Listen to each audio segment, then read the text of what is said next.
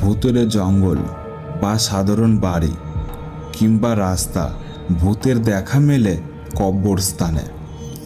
তেমনই এক ঘটনা নদিয়ার এক শ্মশানে। রহস্যজনক এই শ্মশানের কাহিনী শুনলে গ্রামের মানুষের গা শিরিয়ে ওঠে। নদিয়ায় রয়েছে কয়েকশো শ্মশান, তার মধ্যে এই শ্মশানটি ভৌতিক রূপ ধারণ করেছে। এই শ্মশানে দিনের বেলাতে মানুষের দেখা মেলে না। এই শ্মশানে রয়েছে একজন সাধু, সঙ্গে থাকে তার প্রিয় মা কালী। লোকে বলে কালী কালো আমার, মন তো বলে না কালো রে।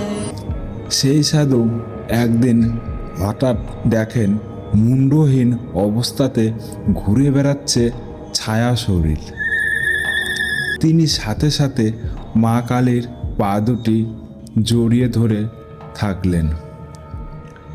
সেই সঙ্গে দেখা মেলে একটি মেয়ের।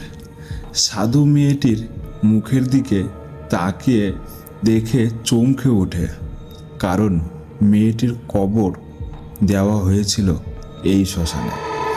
সেই ঘটনা রাতে এখনও দেখা যায় এই শ্মশানে। একটি ভাল্লুককেও নাকি দেখা গেছে নদীর থেকে উপরে উঠতে নামতে।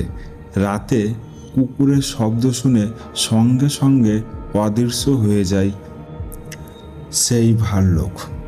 রাতের বেলা এই শ্মশান থেকে ভেসে আসে দুর্গন্ধ। রাতের বেলা এই শ্মশানে যা ভৌতিক ঘটনা ঘটে পুরোটাই মিথ্যা ভৌতিক গল্প।